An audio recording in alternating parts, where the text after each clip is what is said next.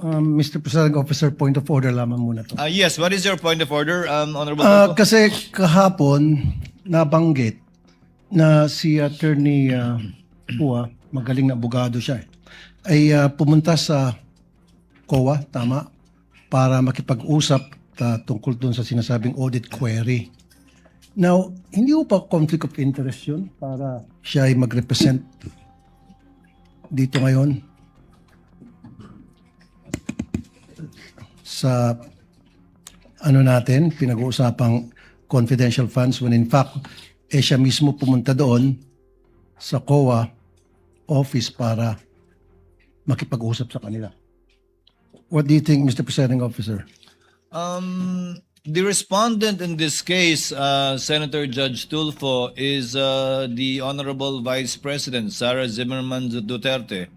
Attorney Poa, although he served under the office of the Vice President, I believe, and even under DepEd, is not a named respondent to this case. And in fact, is one of the lawyers, as you can see, of the respondent. There is no, I believe there is no conflict with respect to that, given that he is not the one in trial in this case. Okay, I rest my case, Mr. Presiding Officer. Ngayon, Pwede nang simulan ni Anika.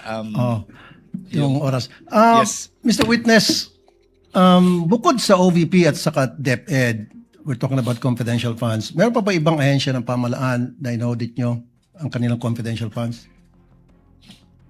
Based on the GAA po, meron may mga other agencies na may allotment for confidential fund. Kaya nga, meron kayong mga na-audit. Yes po, Your Honor. At dito sa mga ahensyang na-audit ninyo, magkapareho bang utilization nila ng confidential funds sa OVP, DepEd under BP Sara and those agencies na inaudit nyo? Yung utilization naman po ng confidential fund ay separate and distinct for every agency since yung kanilang utilization ay based on their mandate or operations. Okay. Sila ba'y gumamit ng mga aliases, gumamit ng mga pangalan chichirya, etc.? Yan Para po sa ay mga informants? yan po ay hindi ko na pwede. Ang alam ko po ay hindi ko po ma-determine based on the documents submitted since hindi naman po naka-indicate dun sa kanilang submission na yung mga pangalan na nandun ay aliases or not. Okay. Noong April 2026, nag-issue kayo ng disallowance sa OVP and its officers para at the same time ipinasusoli nyo yung parte ng confidential funds. Can you repeat your question po, Your Honor? I think that was April of 2025. Nag-issue kayo ng pinasusoli nyo ilang parte ng confidential funds ng OVP. I do not have personal knowledge na po about yan since wala na po ako sa ICFAO noong February 12, 2023 po. Okay. Anong reason ba't pinasusoli yung parte ng confidential funds na disallowed? What are the reasons? Wala po akong personal knowledge about dyan since hindi naman po ako yung nag-issue ng disallowance. Since nung na-issue po yung disallowance ay na-transfer na po ako to other agency of the COA. Okay. I think it was April 10, 2026. So wala na po kayo doon. Yes po, Your Honor. Okay. Sinabi kahapon ni Attorney Poa na binanggit niya ata yung COA circular ng 1992, if I'm not mistaken, na hindi dapat banggitin yung pangalan ng mga recipient dahil for reasons of security and national security. Security ng tao, ng recipients and national security. Would it compromise sa tingin po ninyo yung security ng informant kung hihingan nyo sila ng resibo patungkol sa mga gamot na natanggap nila mula sa confidential funds? Katulad nga po nung sinabi ko during my testimony, ang hinihingi po namin ay yung proof ng pagbili when it comes to the official receipt and the sales invoice po. Correct. Alam resibo, bumili ng maintenance or antibiotics, yung ganong klaseng resibo dapat iba ang hinihingi nyo. Yes po, Your Honor. Pero ang sinasabi nila, yun daw ay magdi-jeopardize ng magkakaroon ng problema sa national security. Actually, yung minention po nila na circular, which is yung 1999 is already repealed na. Repeal na. Opo. Pero just the same, sa tingin niyo ba yung pagbibili ng chichirya o dili kaya pagbili ng shampoo o suka sa sari-sari store, would that jeopardize the national security kapag yan ay binulgar sa inyo, binigyan ka ng sibo? Hindi po. Thank you. Thank you, Senator Judge Rafi Tulfo. Next to make his interjections would be Senator Bam Aquino. You are recognized, sir. You may proceed when you're ready. You have 2 minutes. Maraming salamat, Mr. Presiding Officer. Attorney, good morning. Good morning po, Senator. So, ang common understanding ho kasi ng confidential funds ay secret, pwedeng gamitin sa kung ano-ano, hindi pwedeng ibulgar sa publiko. Hindi po to totoo, no? Meron po talagang rules and regulations sa paggamit ng confidential funds. Yes po, Your Honor. Were you already part of the ICFAO in 2015? Yes po, Your Honor. So yung pinakitang memo nung 1992 at itong memo na pinag-usapan natin na circa 2015, parang magkaiba siya, no? Yes po, Your Honor. Do you know the reason why the rules changed with regard to the usage of confidential funds? Since yung paggamit po ng confidential fund at intelligence fund ay kailangan ng strict accounting and auditing rules. So, nagkaroon po ng circular para ma-ensure na yung paggamit po ay properly accounted at hindi po magamit for personal use or misuse. Yan yung laman ng memo. Pero ang tanong ko, do you know why it was changed? Kasi parang lumalabas magkaiba yung paggamit nito. If you look at the 1992 circular, iba sa 2015. Dun po kasi sa yung circular ng 1999, walang differentiation as to the CIF po. Pero dun sa 2015-01 kasi dun na in-specify na dapat yung confidential fund ay gagamitin lang sa ganito for civilian government agencies. Yung intelligence fund ay gagamitin lang ng uniform and military personnel as well as yung mga intelligence practitioners. Kumbaga, nilinaw nung 2015 circular yung paggamit at pag-liquidate. Yes po, Your Honor. And is there a new circular after 2015 or ito pa rin yung ginagamit ninyo? Yan pa rin po yung ginagamit, Your Honor. Okay, second question. Anong pinagkaiba ng AR sa OR? Ang OR po kasi, ini-issue po siya ng mga pinagbilhan na BIR registered. So, yung AR naman po, yun yung ginagamit ng agency para proof na binigay nila yung payment or payment dun sa tao na naka-receive noong payment. And it seems na mas katanggap-tanggap sa inyo yung OR kesa AR. Is that correct? Depende po yan, Your Honor. Kapag purchases po kasi, kailangan po talagang OR yung ibigay sa amin kasi doon po namin tinitignan kung yung kung nag-purchase po talaga sila. Kasi official receipt, acknowledgement receipt, sabihin ng tao, pareho namang resibo, parehong receipt. Ano pinagkaiba niya? Yung acknowledgement receipt po kasi, ina-acknowledge doon nung recipient ng payment na natanggap niya yung payment. Pero yung OR po kasi, parang yun yung proof na nag-purchase si agency doon sa pinagbilhan nung item. Nung item. So pwede mong matrace. Kung OR, pwede niyong matrace. Yes po, Your Honor. Kung AR, pwede niyo po ba itong matrace o hindi na? Pag AR po kasi, kung ano lang po talaga yun nandun sa face nung document, yun lang po yung basis namin since document-based po yung audit namin. Pag AR po kasi, makikita lang po doon kung saan binili. Okay, yun lang yung information. Tsaka kung sino tumanggap. Opo, yung pinagbilan po. Okay, dito naman sa tumatanggap, no, allowed ba yung code names? Allowed ba yung alias sa inyo? Based on the provision of the joint circular, it is neither allowed nor prohibited po since silent po yung joint circular as to that. Is that as of 2015 or even in previous liquidation of confidential funds?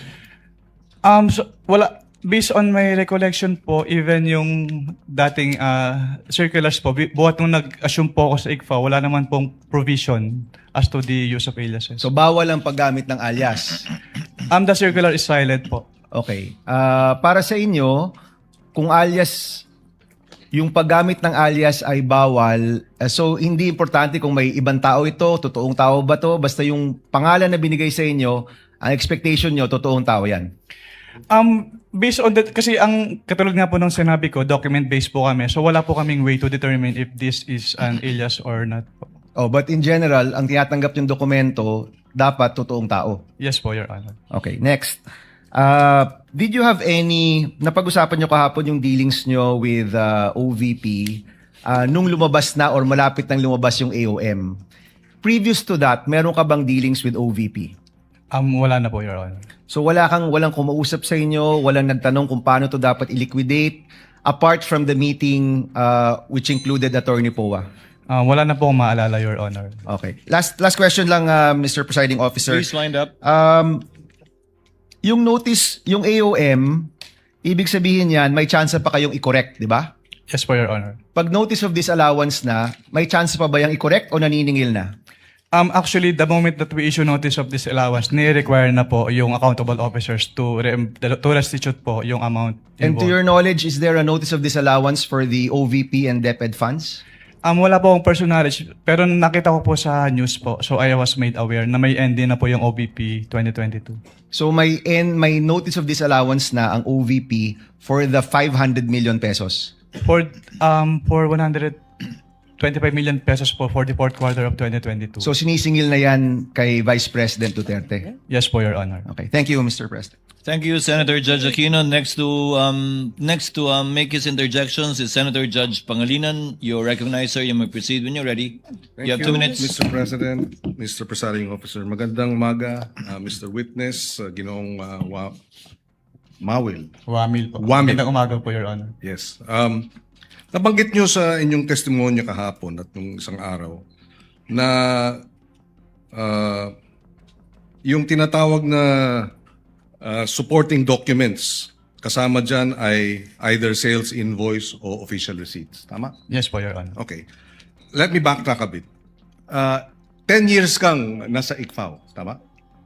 Yes po, Your Honor. Almost 10 years po. Okay. Without mentioning the agencies, ilang agencies na gobyerno ang na-audit mo tungkol sa confidential funds? Marami na po. Pag sa NGAs po, parang nasa 30 plus na po yung na-audit ko. And sa LGUs, marami na rin po. Hindi ko na po mabilang kung ilang agencies So, na po yung more na-audit. than 30. Yes po, Your Honor. Okay. Sa mga ahensya na ito, 30 ahensya, masasabi mo ba na nire-require din yung liquidation ng official receipts at ng sales invoice? Yes po, Your Honor. Kasi yung requirement po ng circular ay ini-enforce po namin sa lahat ng agencies na ino-audit po namin. So sa 2022, from December 21 to December 31, ilang sales invoice o kaya official receipt ang kasama dun sa mga liquidation report? Wala po sinabit sa amin, Your Honor. Ni isa. Acknowledgement receipts lang po yung sinabit sa amin.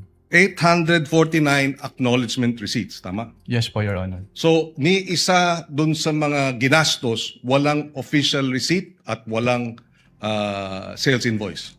Yes po, Your Honor. Okay. Sa karanasan mo sa 30 mga ahensya, masasabi mo ba na yung findings ninyo dito sa OVP ay similar o standard ba? O nangyayari rin yung ganong walang official receipt at walang sales invoice sa mga liquidation? Yes po, Your Honor. Since sina-apply naman po namin uniformly yung provisions po ng Joint Circular 2015-01. As in, puro AR ang sinasubmit ng ibang ahensya? May mga agencies po na nagsasubmit naman ng OR po. So, sa experience mo dun sa December 21 to 31, masasabi mo bang standard practice yan ng iba pang mga ahensyang iyong na-audit? Hindi ko po siya masasabing in standard practice since ito po yung kauna-unang beses na puro AR po yung sinamit sa amin. So, first time sa iyong 10 years na puro AR lang at walang sales invoice at walang official receipt. Opo, at ganun po kadaming AR kaagad yung sinamit. At 125 million, no? Na walang sales invoice at walang official receipt. Yes po, Your Honor. Doon naman sa usapin ng kung walang sales invoice at walang official receipt, masasabi mo ba na halimbawa yung sa medicines, talagang medicines ang ginasta? Kung sinabit po sana sa amin yung official receipt po or sales invoice, masasabi po sana namin. Pero since AR lang po yung sinubmit, hindi po namin masasabi based on that document alone. Kasi sinasabi nilang, total naman, just to wrap up, gamot naman yan eh. Di ba? Mabuti nga, bumibili ng gamot. Masasabi mo ba dun sa liquidation report nila na yung 122 million worth of medicines, talagang medicines ang binili? Hindi po, Your Honor. Okay. No further questions, Mr. President. Thank you, Senator Judge Pangilinan. Next, for his interjections would be Senator Judge Erwin Tulfo. You are recognized, sir. You may proceed when you're ready. You have 2 minutes.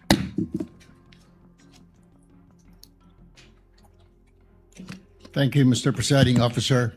Testigo, tama po ba ang pagkarinig ko na sinabi niyo kanina under sa COA DBM Joint Circular Number 2015-01, hindi naman kailangan ilagay ang tunay na mga pangalan ng mga intel agents or informers na tumanggap ng intel o confidential funds sa OVP tulad ni na Mary Grace Piatos, Chippy McDonald, Mickey Mouse at iba pa. Is this correct? Ang sinabi ko po, Your Honor, ay silent po yung circular as to that matter po. Silent. So po pwede. Kung when we say kasi silent, pwede. Hindi po, Your Honor. It is neither allowed nor prohibited Okay. po. So, if this is not allowed or prohibited, bakit nang i-audit po ninyo ang confidential intelligence fund po ng OVP, hindi ninyo hiningi ang tunay na mga pagkakilanlan ni na Piatos, McDonald, Mickey Mouse at iba pa? Katulad nga po nung sinabi ko sa sa aking previous testimony, ang focus po ng audit namin ay compliance audit. So, kung ano po yung provision ng circular, yun po yung ginagawa naming basis for our audit po. Okay, compliance. When you say compliance, ito po ba periodic or random?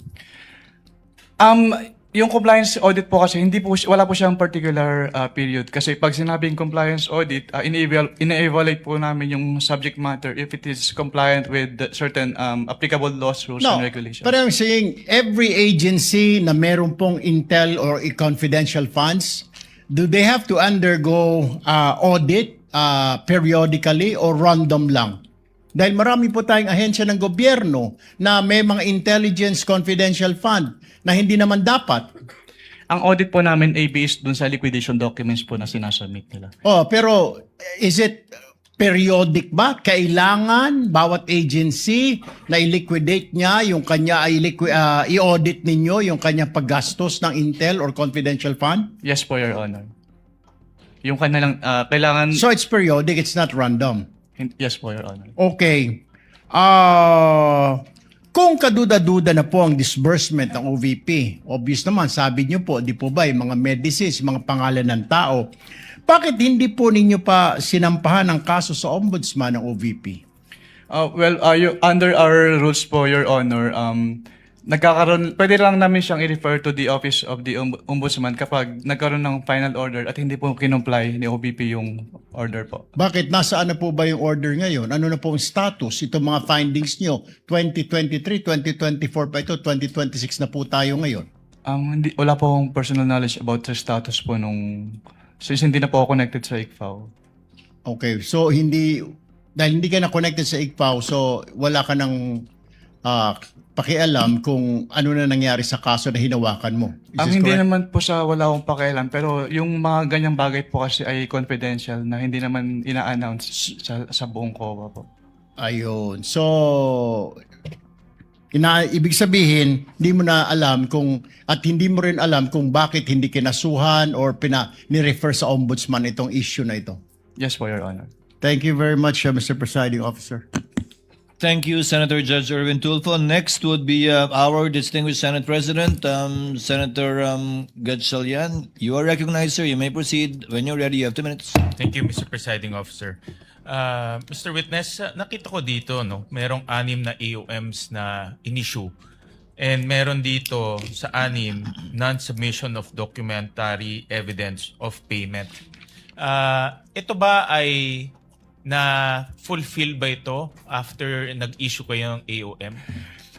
Based on sa mga na-issue ko po, since ang na-issue ko lang po na AOMs ay for the fourth quarter of 2022, first to second quarter of 2022 of the OBP, and first to second quarter 2022 of the OBP.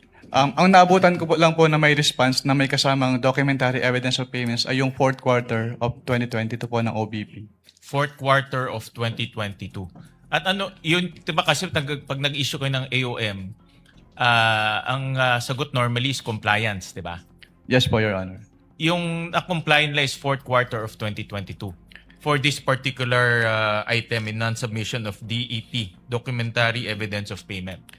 Yes po, Your Honor. Based on my personal knowledge po. Kasi yan lang po yung naabutan. Ano yung kanilang submit para ma-fulfill itong non-submission of DEP? Nag-submit po sila ng acknowledgement receipts po, Your Ito Honor. yung mga acknowledgement receipt na pinakita ng counsel for the prosecution. Yes po, Your Honor. Nung sinabit sa inyo itong mga acknowledgement receipts, may mga pangalan nga nasabi ng ating mga senador. Vinalidate nyo ba kung itong mga pangalan na ito ay totoo o hindi? Hindi po, Your Honor, kasi hindi po yan yung focus po ng audit namin. So sa sige, go ahead. Since what we do po is compliance audit. So ang naging focus po namin ay yung expenses po na based on the face of the acknowledgement receipts as well as yung date kung kailan binayad as well as yung amount po. Since binavalidate po namin siya based on the requirements of the Joint Circular 2015-01. Binavalidate nyo ba kung yung pangalan ay totoong tao o hindi? Hindi na po kasi hindi po yun yung focus ng audit po namin, Your Honor. Nasabi mo rin kanina sa sagot mo na neither allowed or disallowed. Tama? Neither allowed nor prohibited Or po. prohibited ang paggamit ng alias.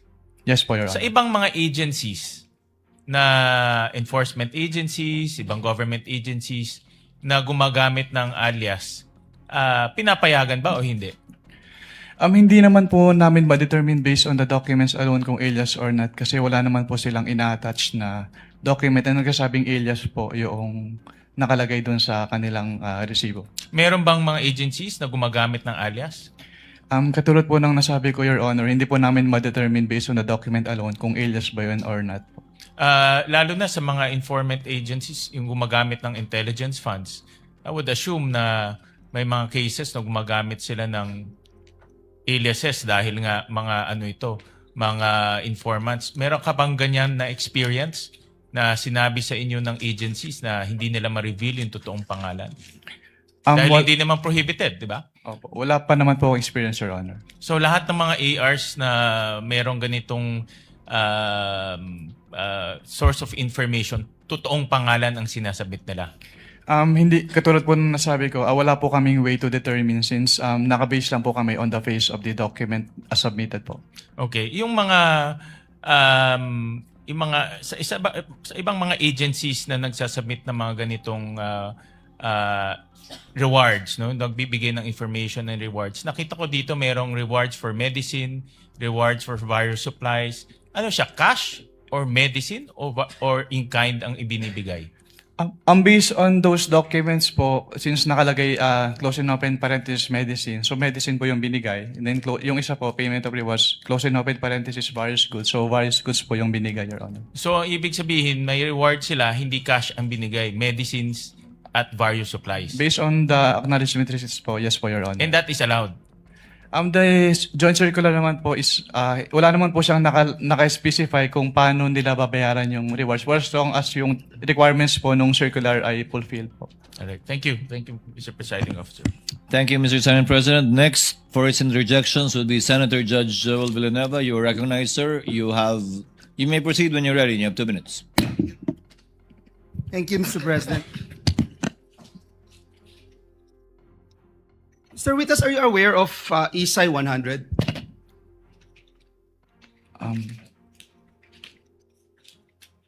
It's International Standards of Supreme Audit Institutions. I am aware po of ISAI pero yung specific po na 100 hindi ko po ma-recall, Your Honor. Yeah, member po yung Pilipinas at they found on the word professional skepticism that requires an auditor to question records submitted but also to fairly consider yung agency's explanations and contrary evidence. Is that correct? Yes po, Your Honor.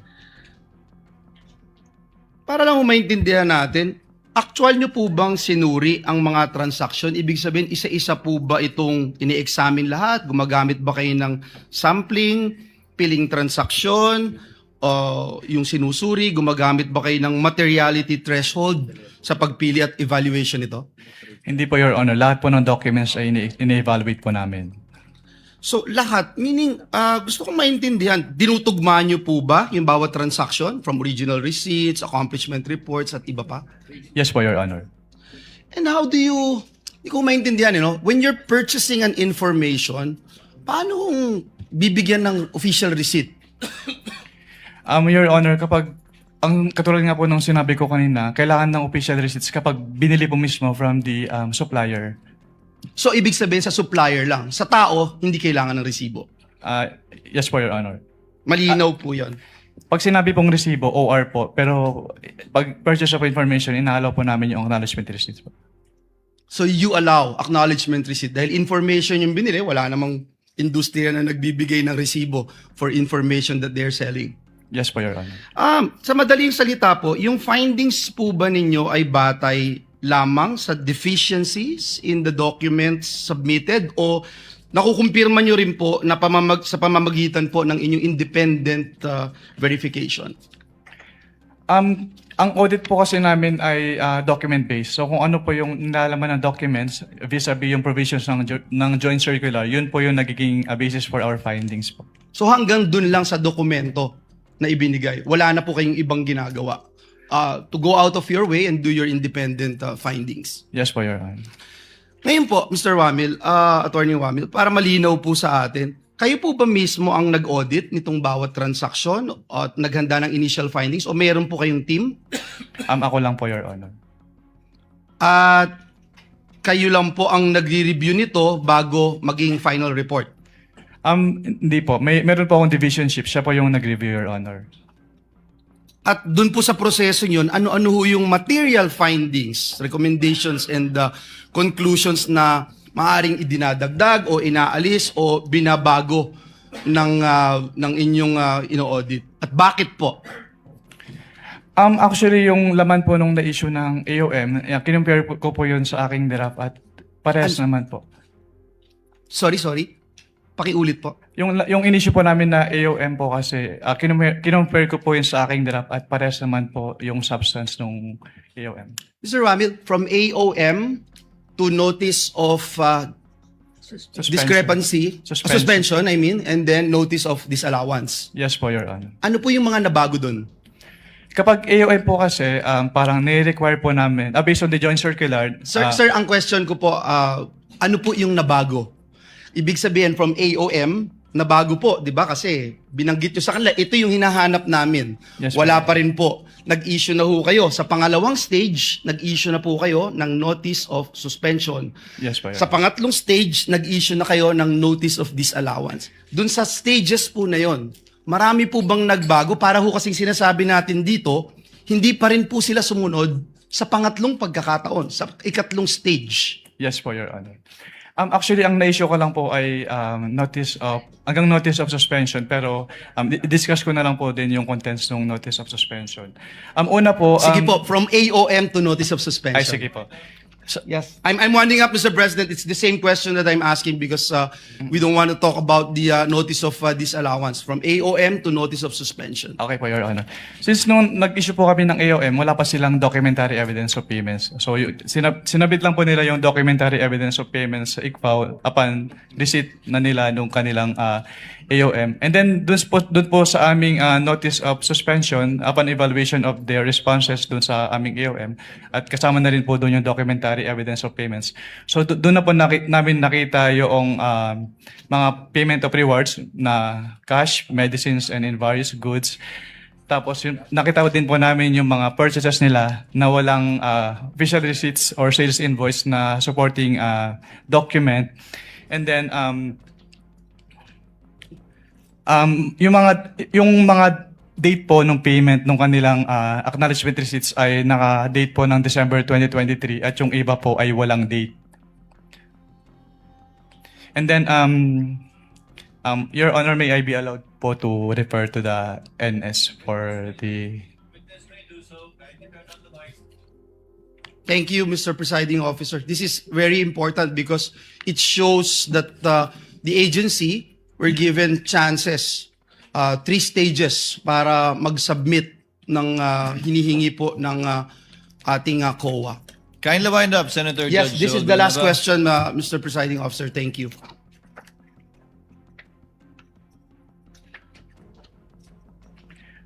Yun po, Your Honor. Doon po sa NS po namin, nagkaroon din po kami ng findings na mas malaki yung amount nung kanilang expenditure based on the acknowledgement receipts compared to the accomplishment report ng 150. Which was not present in the AOM. Yes po, Your Honor. Thank you. Salamat po, Mr. President. Thank you, Senator Judge Villanueva. Senator Judge Rison Tiveros is recognized. You may proceed, ma'am, when you're ready. You have 2 minutes.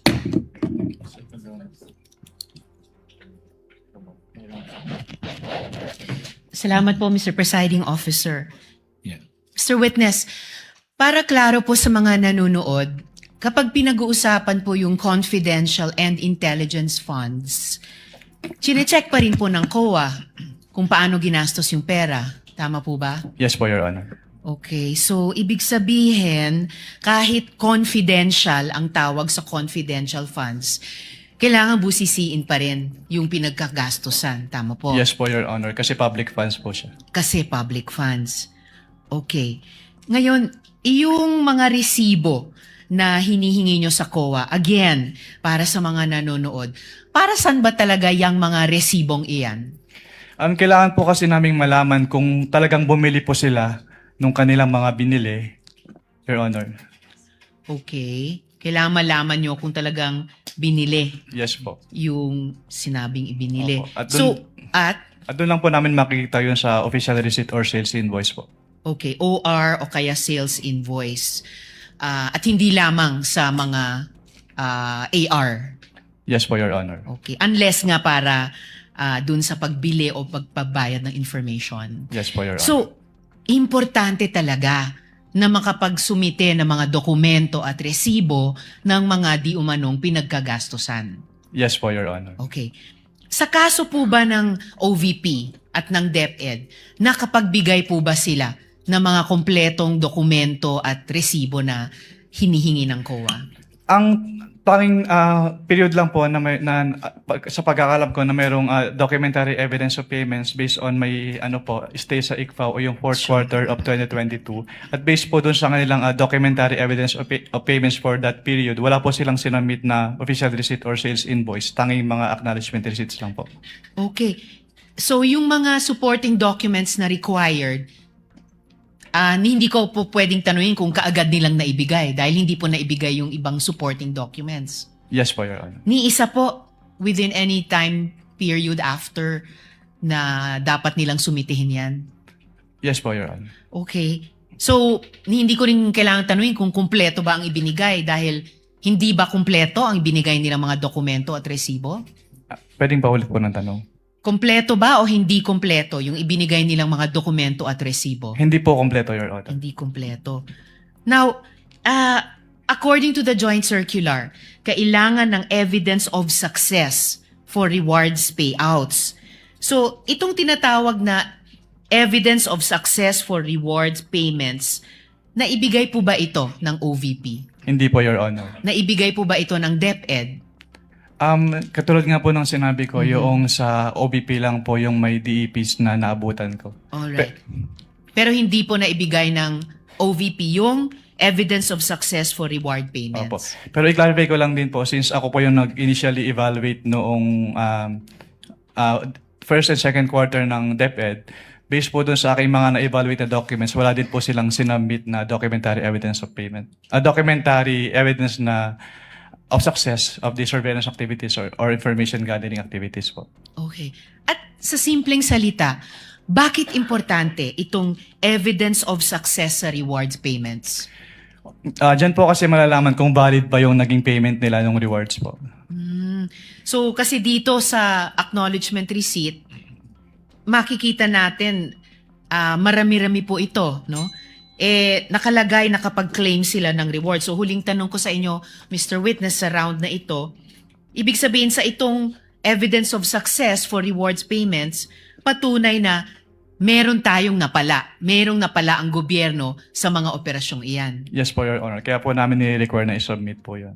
Alright. Salamat, Mr. Witness. Salamat po, Mr. Presiding Thank you, Officer. Senator Judge Ontiveros. Before recognizing the Honorable Padilla, Chair, yes, Senator Lacson, after Senator Soto, I believe. Chair would like to inform the councils for the parties that you may take your seat unless a question is thrown at you by a Senator Judge so that you can relax. It goes for both parties. Thank you, Your Honor. Thank you, Your Next to interpolate, Senator Judge Padilla. You may proceed when you're ready, sir. You have 2 minutes.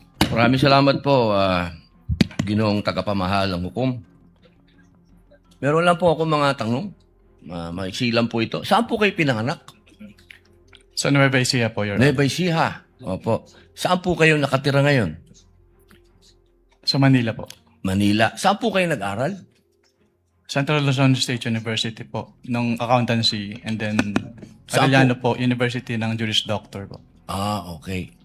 Saan po kayo nakaikot na sa bansa natin? Nakaikot na po ba kayo ng Mindanao, sa Bicol? Marami na po akong naikutan, hindi ko na po maalala lahat, Your Honor. Opo. Kayo po ba ay nakarating na sa BARM? Yes po, Your Honor. Opo. Saan po sa BARM? Sa Sulu? Sa Basilan? Maguindanao? Hindi niyo po matandaan? Hindi Mauubos ko po po yung oras ko. matandaan, Your Honor, kung saan. Bicol po. Nakaikot na po kayo sa Bicol? Yes po, Your Honor. Saan po sa Bicol? Sa Camarines Norte? Sa Camarines Sur po. Sur? Sa Norte, hindi pa po. Hindi ko po maalala kung Nakaikot na po kayo sa mga bundok. Saan po, Your Honor? Mga bundok. Yes po, Your Honor. Nakita niyo na po ba ang pangangailangan ng mga tao sa malayong lugar? Katulad ng gamot. Katulad po ng pagkain. Wala naman po akong na-observe, Your Honor. Ayun, wala. Hindi po kayo exposed. Exposed po ba kayo sa threat ng terrorism sa bansa natin? Nabalitaan niyo po ba ang ISIS, ang NPA, ang Abu Sayyaf? Exposed po ba kayo doon sa mga balita? Sa news po, may Sa mga news. nabalitaan po ako, Your Honor. Opo. Alam niyo po ba na kung gaano nakagrabe ang terrorism?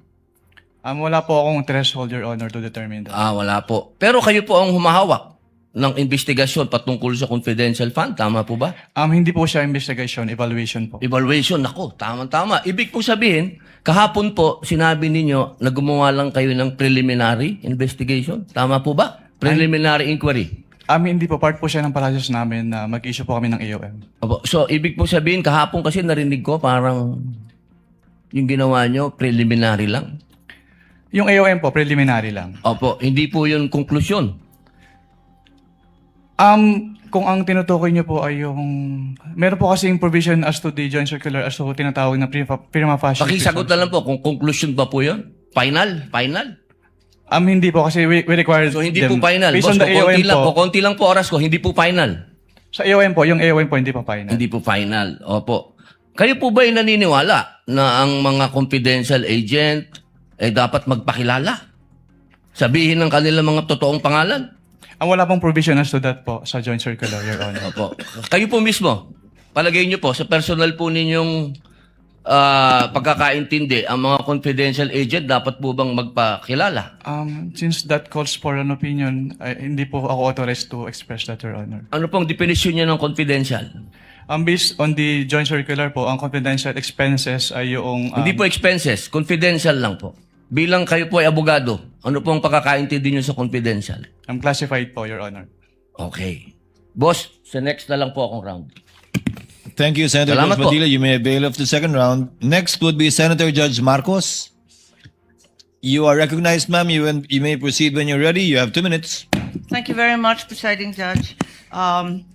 Okay, kanina sinabi mo na hindi ka umabot doon sa notice of disallowance pero andun pa rin sa ICBAO nung na-release yung notice of suspension, di ba? Yes po, Your Honor. Okay. So, doon sa notice of suspension, katulad ng disallowance, nasabi mo, kahit wala ka na ron, you were made aware kasi nabalitaan mo, pinagbawal ba ng COA yung mga confidential expenses dahil peke o fictitious, gawa-gawa lang yung mga AR?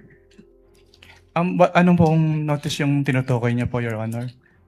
Doon sa mga AR ng OVP, meron bang sinabi na gawa-gawa lang, hindi tunay, peke?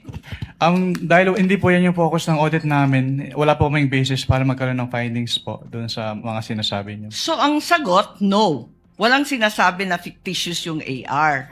At doon sa AOM, pati sa suspension, gano'n na rin sa ND, sinabi ba ng COA na yung AR and documentary evidence of payments, yung DEP, peke, falsipikado, huwad? Since hindi po yan yung focus ng audit po namin, wala po kaming findings about that, Your Honor. Sinabi ba doon na falsipikado yung DEP at saka yung AR? Na it was forged, kumbaga? Wala pong ganong findings, Your Honor. Wala rin, di ba? At doon sa mga pangalan ng mga recipient ng award, tama ba ako sa pagkaintindi na hindi rin sinita ng COA yung mga kakaibang pangalan tulad ng Mary Grace Piatos, Andy Lim, etc.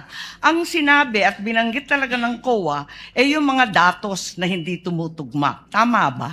Since what we did is compliance audit po at wala namang provision yung circular as to the use of aliases, yes po, wala po kaming findings about Kasi that. sabi mo nga, neither allowed nor prohibited. Tama po. So, doon sa AOM at sa notice of suspension, the names of these reward recipients was never raised by COA. Di ba?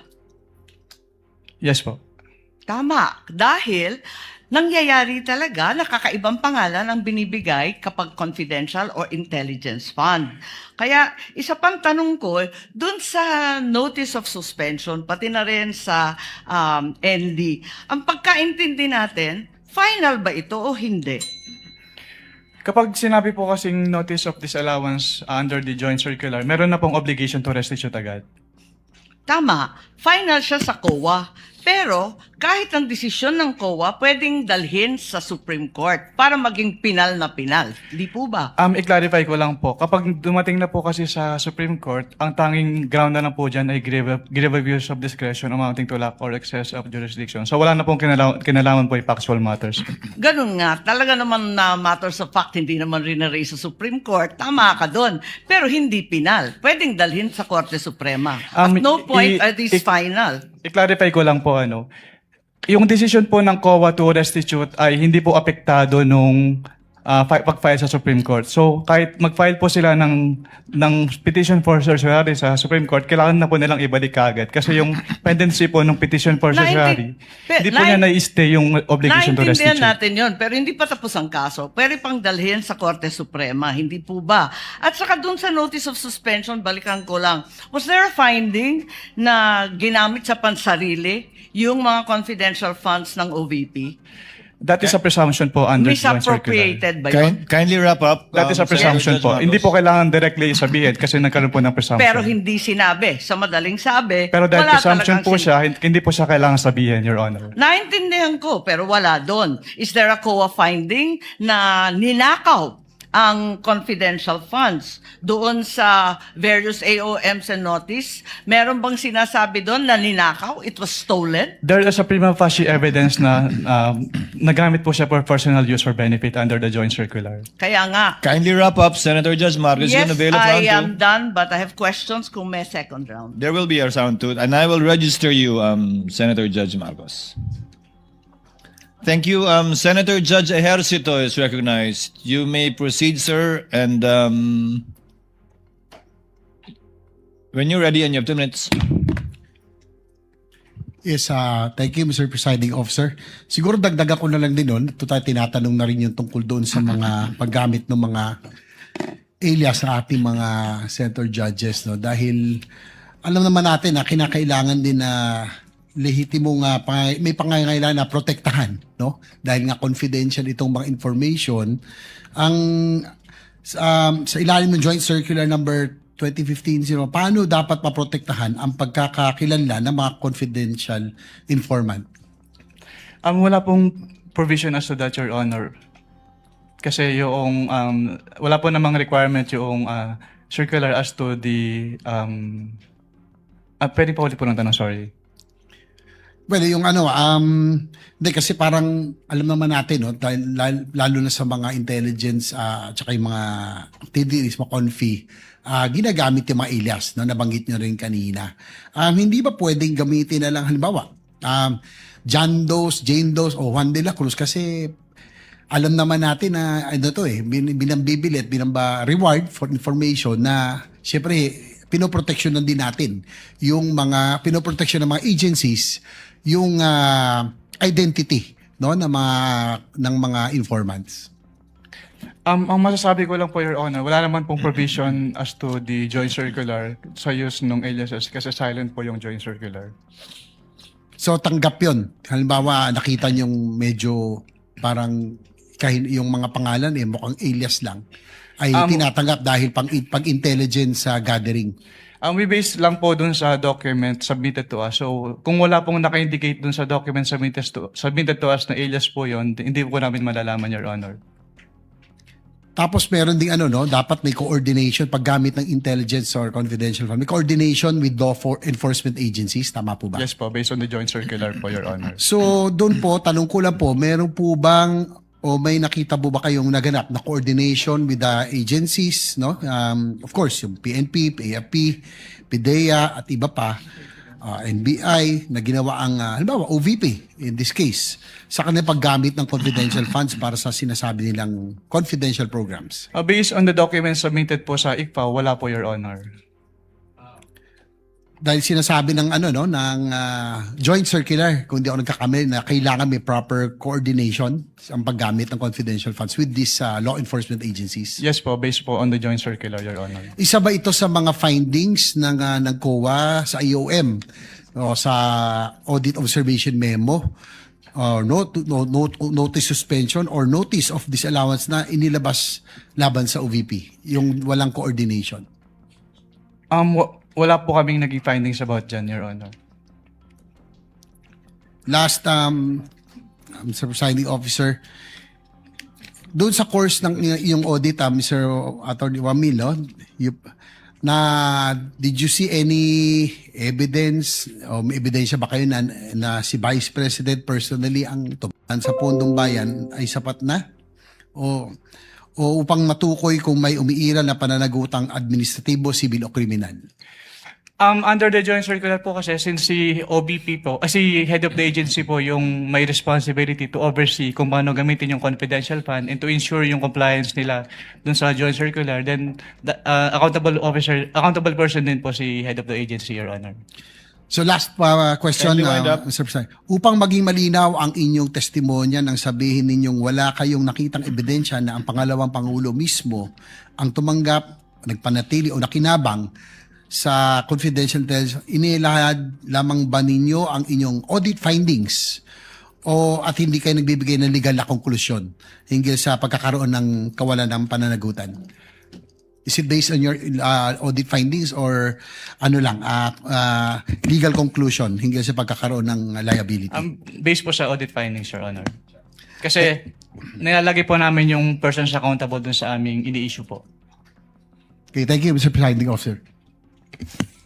Thank you, Senator Judge JV. Before recognizing Senator Judge Soto, Attorney Wamil, just on the point of Senator Judge Marcos, to clarify, the decision of COA with respect to any appeal is final, is executory but not final even if it is appealed before the Supreme Court, correct? With respect to the obligation to restitute po, kahit magkaroon ng pendency ng petition for... Attorney Wamil, listen to the question, please. Okay, It is, Your Honor. unless a TRO is issued by the Supreme Court, it is executory but the decision is not yet final. Would that be correct? Yung decision po, final na, Your Honor. Kasi, Inappeal nga sa Supreme Court, paano magiging final? Ikaw naman. A decision of the COA executory na po, Your appealed to Honor. the Supreme Court is executory unless a TRO is issued but is not yet final. Yes po, Your Honor. That is a correct statement. Opo. Thank you. Senator Judge Soto, you are recognized, sir. You may proceed when you're ready. You have 2 minutes. Thank you, Mr. President, Mr. Presiding Officer, Mr. Witness. In your testimony, August 3, upon direct examination by the prosecution counsel, you were presented representative samples of selected forms, the questioned 845 acknowledged receipts, if I remember it right. Correct ba yun? Yes po, Your Honor. Alright. Sinabi nyo na kayo ay gumawa ng observations doon sa mga acknowledgement receipts nito kung saan ilan dito ay pinagagamitan ng confidential funds ay hindi naaayon sa Joint Circular 2015-01. Ngunit may mga acknowledgement receipts according to how I recall it na wala naman kayong observations, ano? Yes po. Sapagkat ang pinaggamitan ng pondo ay naaayon sa nasabing circular.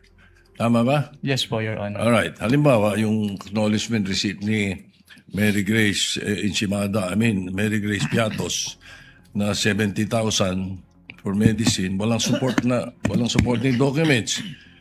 Kaya gumawa kayo ng observations. Yes po, Your Tapos Honor. yung doon naman kay acknowledgement receipt ni Janice Marie Revilla, 70,000 at Patty Ting na 150,000. Wala kayong observations. Dahil ang pondo ay ginamit sa purchase of information na pinayagan o allowed ng nasabing circular. Tama ba? Yes po, Your Honor. That's the way I recall it. All right. Okay, now, ito ngayon ang tanong ko.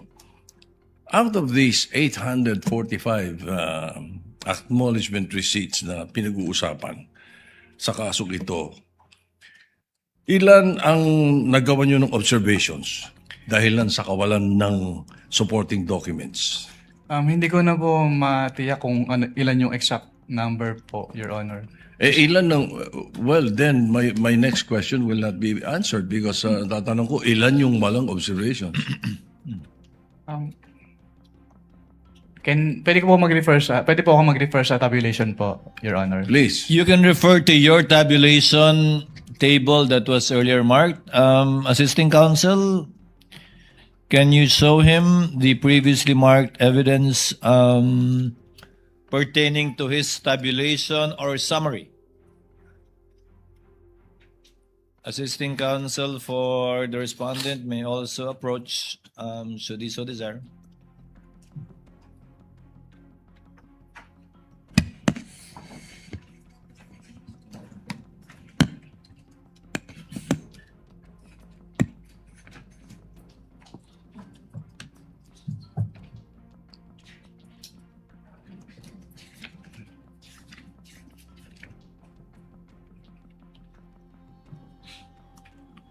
Your Honor, I'll have to count po since wala pong summary dito. What do you mean? You have to count the 845. Yes po, Your Honor. Wala kang percentage man lang. Since personal notes ko lang po ito, Your Honor, raw tabulation lang po siya. So you would not have a... Gano'ng katagal nga abutin niya kung bibilangin mo?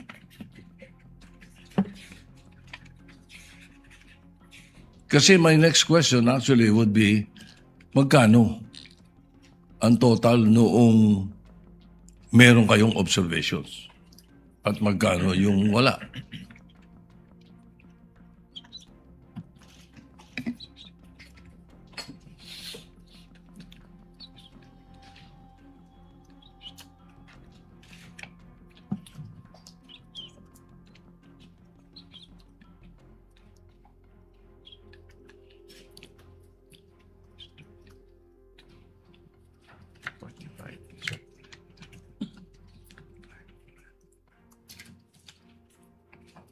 If the chair may assist, Attorney Wamil, look at your notice of suspension. You may observation ka, I presume, pertains to those rewards, payment of goods and medicines that you made observations to and suggested to be suspended. So I presume it pertains to those ARs. Yes po, Your Honor, pero amount lang po kasi yung naka-indicate po doon. And the total is... Sa 845, Mr. Presiding Officer, ilan ang total? Magkano yung total? Sa 845? May I be allowed po to peruse po yung notice of suspension, you Your may refer to it. Papayag na kasi ko sa ballpark figure, basta't bigyan mo lang ako ng kasagutan. Anong total nung 845? Ano yun? 125 million? Out of the 125 million, ilan po?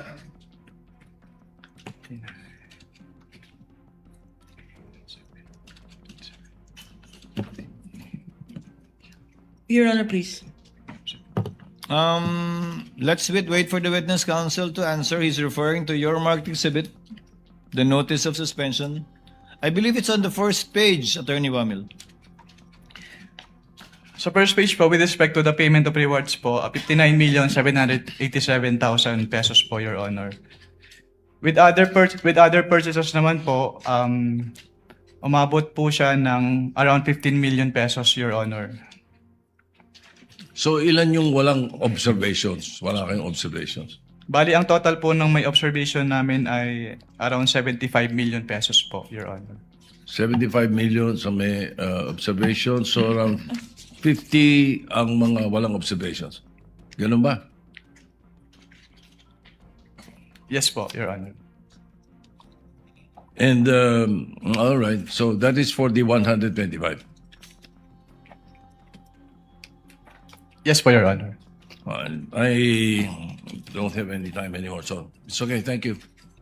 Thank you, Senator Judge Soto. Senator Judge Lacson may proceed with his interjections when he's ready. You have 2 minutes, sir. Thank you, Mr. Presiding Officer. Good morning, Attorney Wamil.